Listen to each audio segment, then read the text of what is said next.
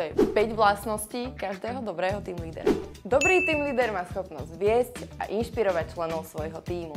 Vie komunikovať jasne, efektívne, vie si stanovovať ciele a motivovať svojich zamestnancov k ich naplneniu, čo v konečnom dôsledku vytvára pozitívnu pracovnú atmosféru.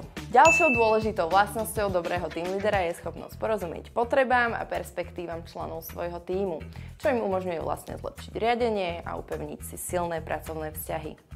Team líder je zodpovedný za riadenie projektov a úloh. Mal by mať dobré organizačné schopnosti, mal by vedieť koordinovať, delegovať, usmerňovať a rozdeľovať prácu tak, aby výsledky boli efektívne.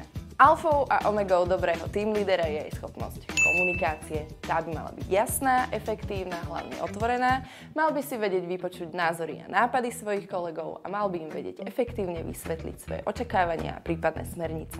Dobrý team líder sa stará aj o rozvoj členov svojho tímu, a to hlavne prostredníctvom spätnej väzby, mentoringu, ale aj školením. To im následne pomáha rozvíjať sa v ich profesijnom, ale aj osobnom živote. Ak si myslíš, že spĺňa všetky vlastnosti dobrého team lídera, chod na web Ahoj Career, pošli nám svoje CVčko a odštartuj kariéru v zahraničí.